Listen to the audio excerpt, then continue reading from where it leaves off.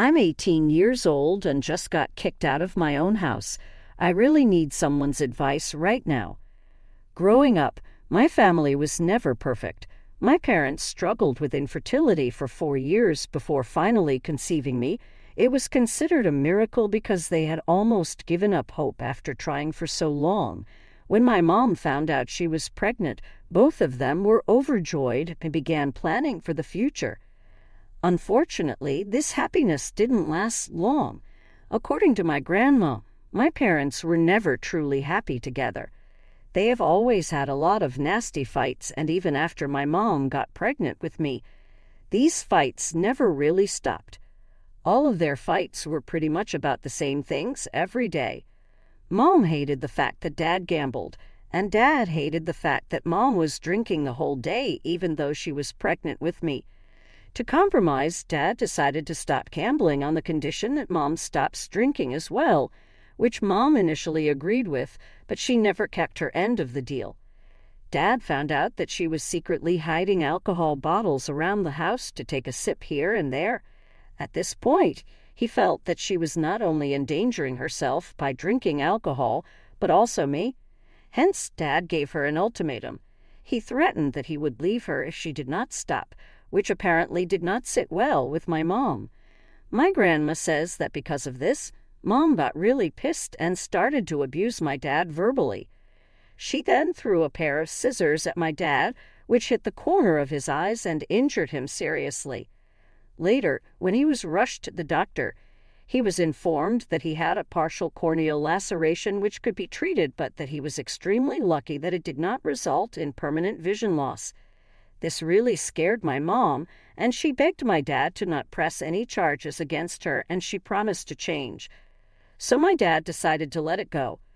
When I was finally born, I had been told that both my parents were very happy and tried their best to take care of me. However, the peace between them didn't last long. According to my grandma, my dad one day came home from work to find me crying my eyes out in my nursery while Mom was passed out on the sofa, clearly drunk. He was furious and woke her up to confront her about it, but she kept saying that motherhood is hard and that it was just one drink. He would have also called CPS on her had she not calmed him down. I wish he had, because after getting drunk, Mom started to cleverly drink only during the morning after Dad would leave so that she would not get caught later in the evening. This is why I must have spent a lot of days in hunger, because my health started to deteriorate and I was losing weight really fast. Whenever my grandma would come to visit, she would always find the house in a complete mess. Dirty dishes in the sink, the floor sticky and filthy, and the entire place in disarray. She would find me wearing dirty diapers, dirty clothes with my hair uncombed. And whenever she tried to talk to my mom about the state of the house or about me, my mom would become extremely defensive and ask her to mind her own business. One time when my grandma came to visit us, she realized that my mom was clearly drunk during the day since she was unable to comprehend her words and kept giggling. When Grandma confronted her about it, my mom started to get angry and insisted that it wasn't a big deal. That's when my grandma decided enough was enough. She stayed with me the entire day so she could take care of me, and later, when my dad was back from work, she demanded that she take care of me for a few months so that she could admit my mom to a rehabilitation center. My mom tried to fight back, but my dad immediately agreed with my grandma since he too must have realized that his wife needed help. While my mother was admitted, I went to live with my grandma for a few months, and those months I spent with her were the best time in my entire life. She bathed me, read stories to me every night, cooked me healthy meals, and took me out to the park to play. I didn't even know these were things that parents were supposed to do with their children. She didn't shout at me like my mother would. If I wanted to play with her, she didn't slap me if I ever broke my plate by mistake. Living with my grandma made me feel safe. My grandma slowly became more of a mother to me and has since taken care of me more than anyone ever has. I'm so grateful that she is my grandma because I don't know how else I could have survived all those years. My dad would visit me all the time since he missed me a lot. He would tell me how much my mom missed me, that she could not wait to get well, so that she could hold me again. Honestly, I kind of dreaded going back to my parents' place. I wish that I could just stay with my grandma forever. However, in a few months, when my mother finally got sober and got her AA sobriety chip, the first thing she did was drive to my grandma's place and visit me. It was surreal seeing my mother after all these months, and I felt like meeting a stranger. My mother did look much better, and after she and Grandma had a talk, I was informed that I would be moving back to my parents' place later this weekend.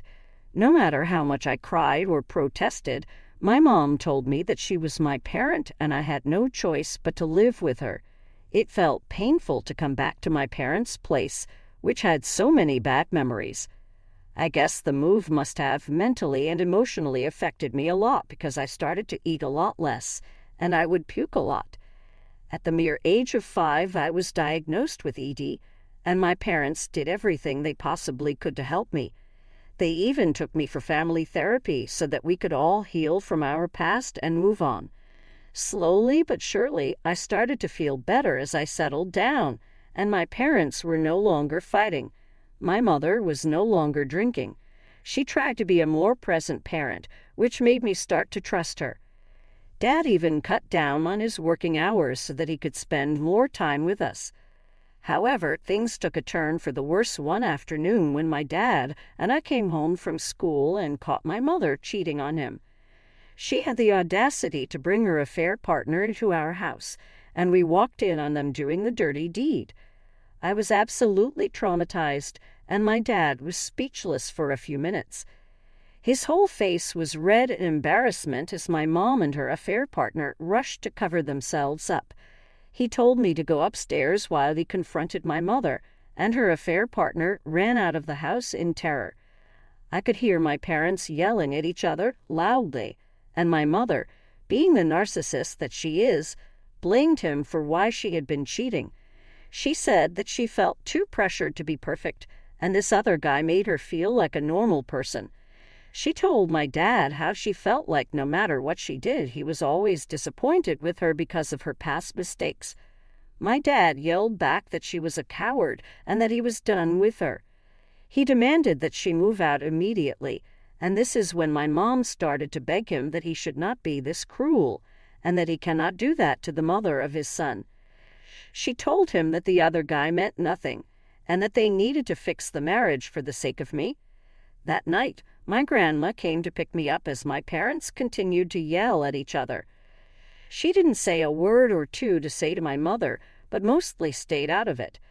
For the next 2 weeks, I stayed with my grandma while my mom and dad sorted things out at home. My mother would call me every day and pretend as if she was very concerned about me, when I knew by now that she didn't care about anything else except for herself. I'm not sure if my dad stayed with my mom because he truly loved her or simply because he was accustomed to their troubled relationship. Eventually, he chose to stay under the condition they attend marriage counseling. Despite his choice, I couldn't look at my mom the same way after catching her with another man. It felt like I had lost all respect for her. As if things couldn't get any worse for us as a family, just 3 months after this incident, my dad was diagnosed with stomach cancer.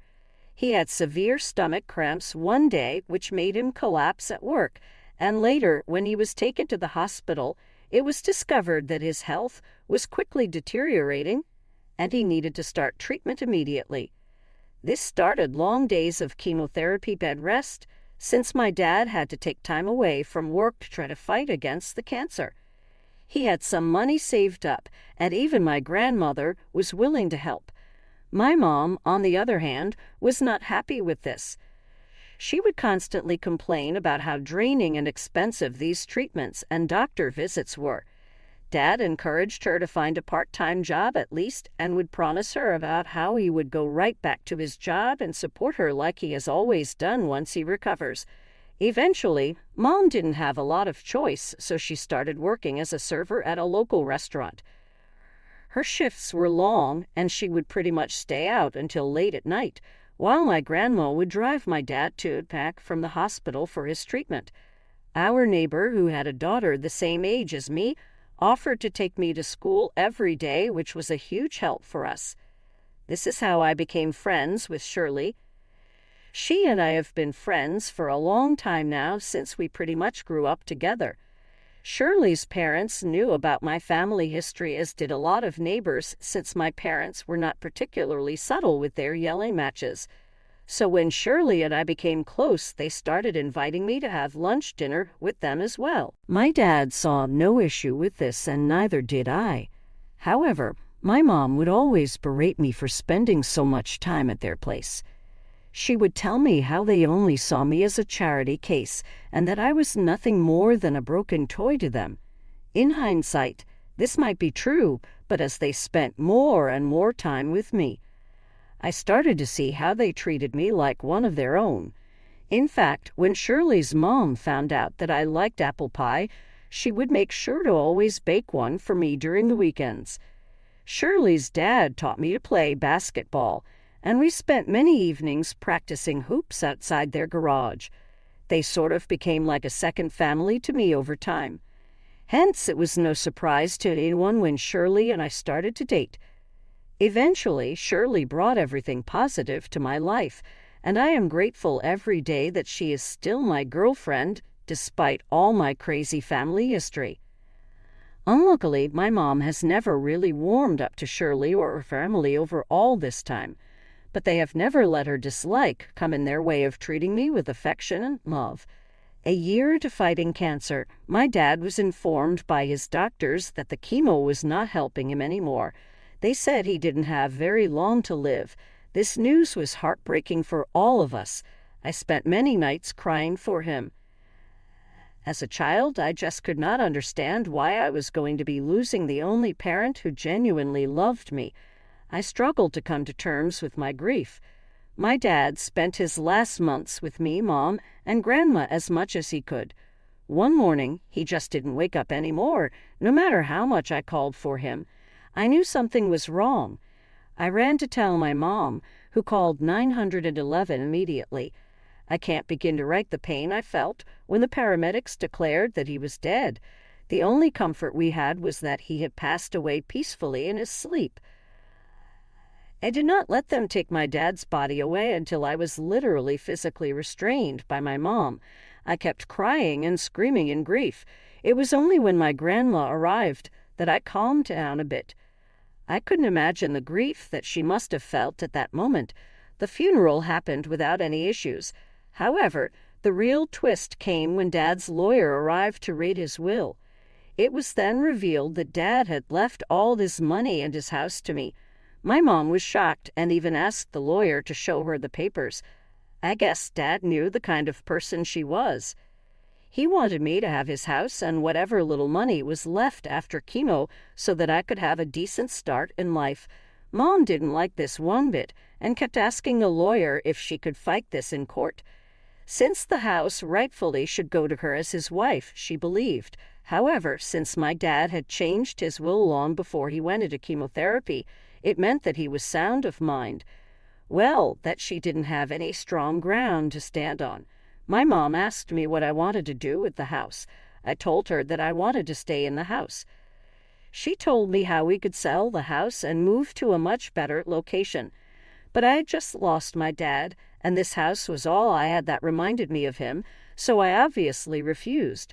It wasn't like she had any choice in this matter, so she continued to live in the house.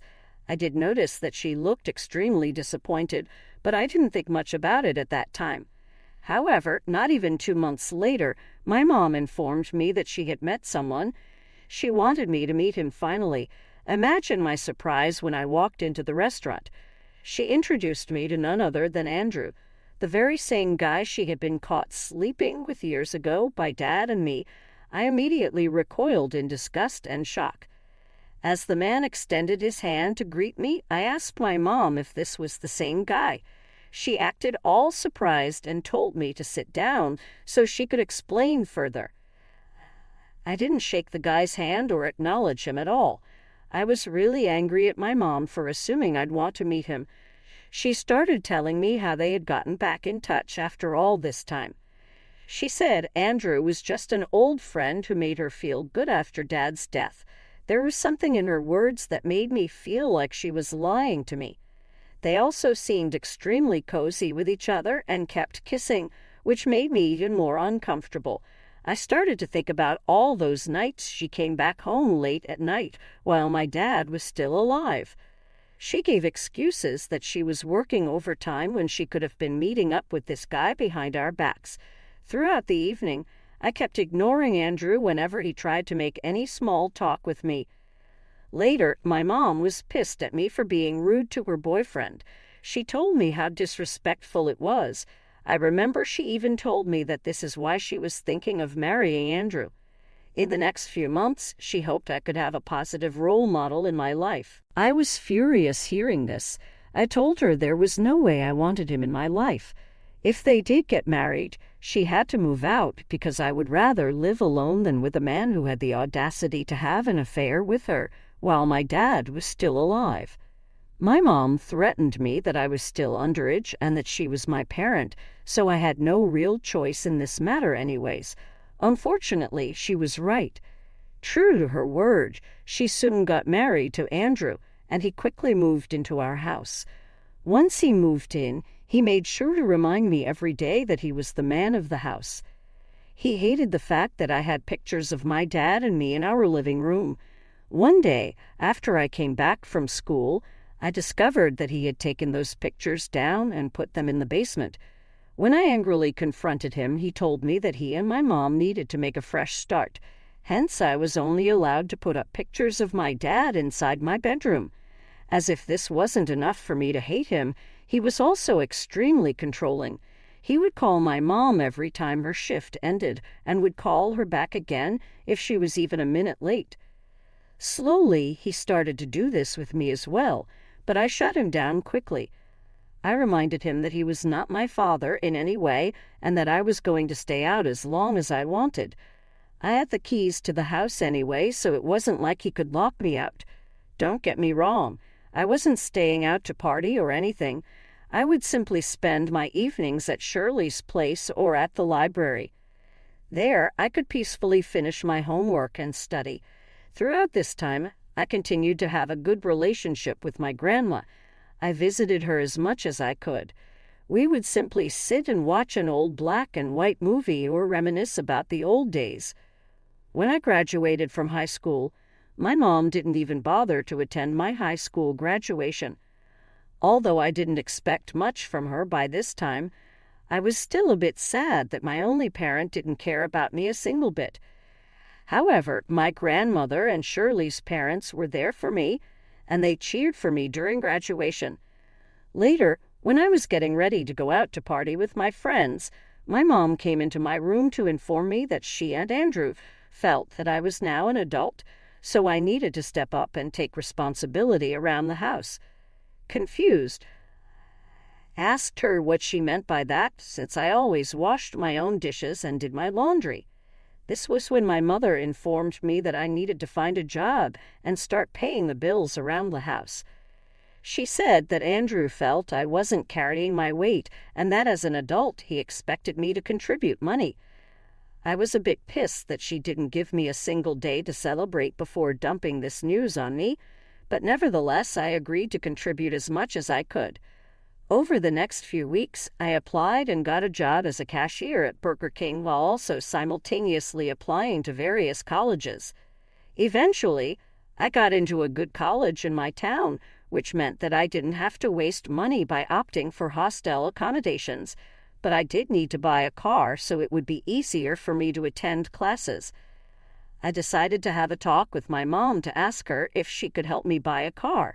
But she and Andrew immediately got pissed hearing this. Andrew yelled at me that they were doing more than enough for me with the tight income they both had, and that for once I needed to stop being so selfish. I couldn't comprehend exactly what it was that made me selfish in his book, but Mom didn't even try to defend me. She told me that I was on my own and that as an adult I needed to figure things out.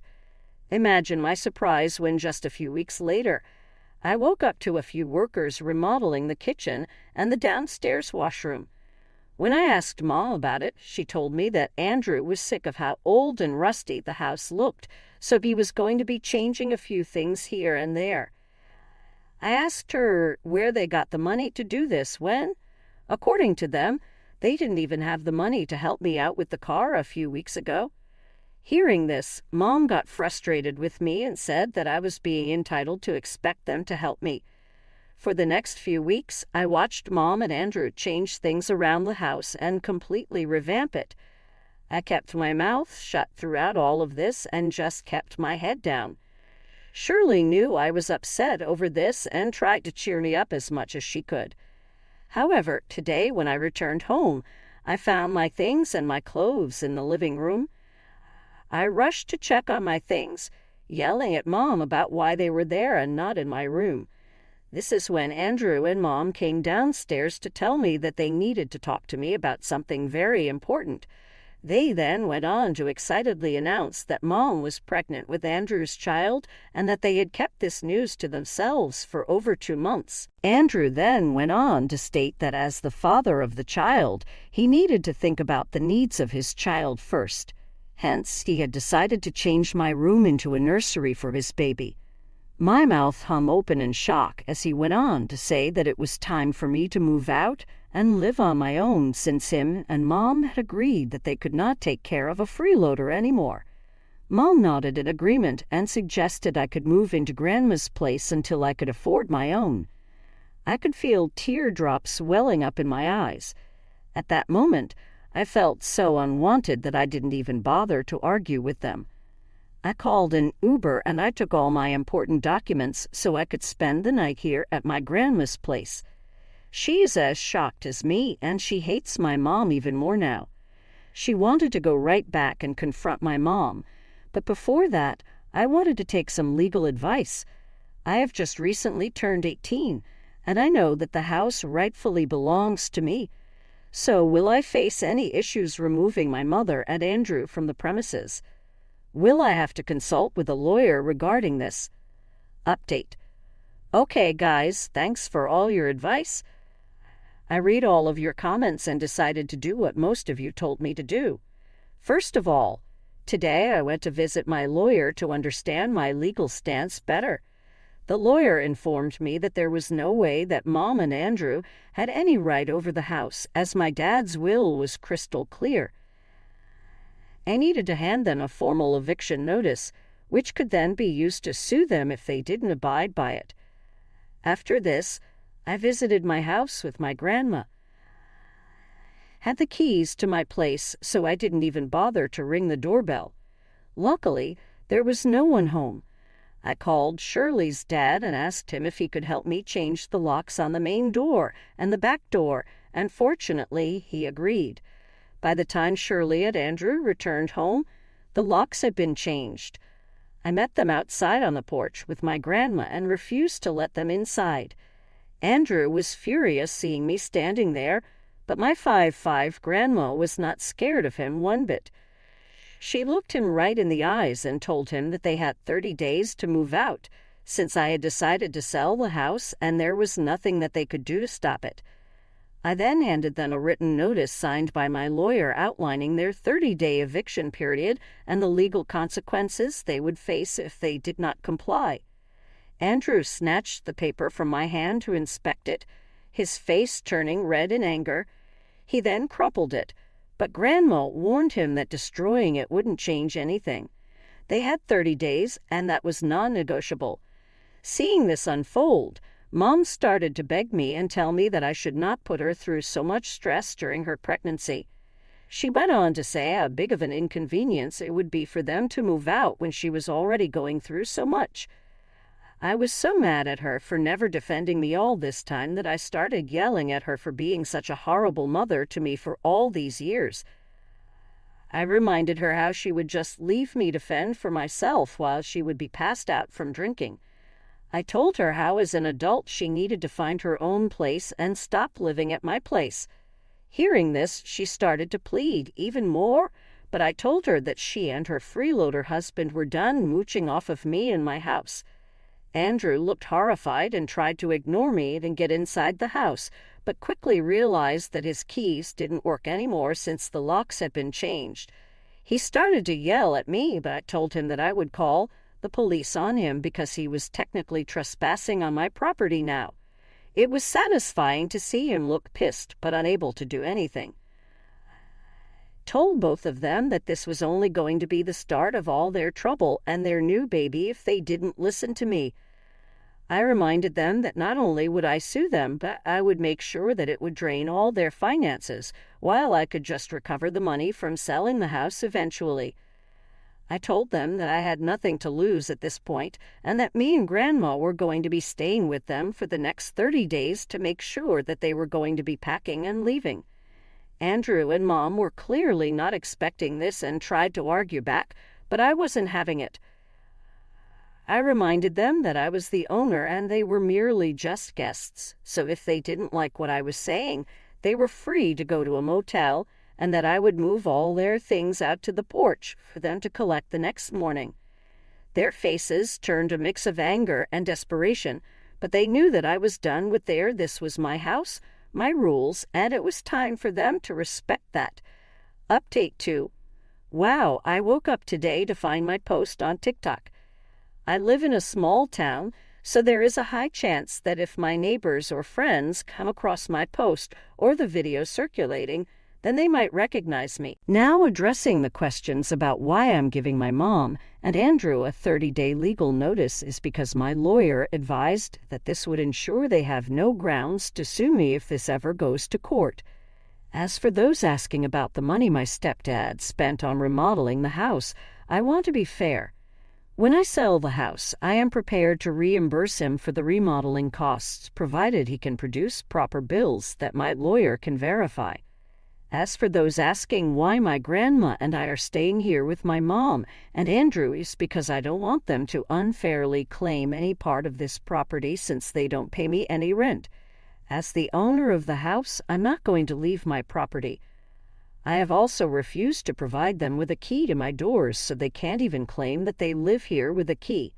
My grandma, who is a no-nonsense person, wants to be here to make sure these leeches are out of here soon. Update 3. It's been a while since I gave an update here. Well, some of you suspected my stepdad and mom did try to play dirty and refused to move out when their 30 days legal notice ended. However, I'm smarter than them.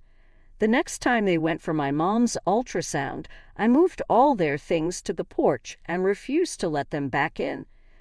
They came back and tried to call the police on me, but there was nothing the police could do. I calmly presented evidence that I owned the house legally. I explained that neither my stepdad nor my mom had a key to the house. Seeing this, the police informed them that their only option was to go to court if they wanted to contest my claim. Andrew cursed me out loudly and started to walk over aggressively, but one of the officers warned him to calm down or risk being detained. Eventually, my mom and Andrew were removed from my property, and it was satisfying to watch them realize exactly what they had lost. Since then, I have installed cameras all over my property and talked with a real estate agent who will start showing the house to potential buyers next week.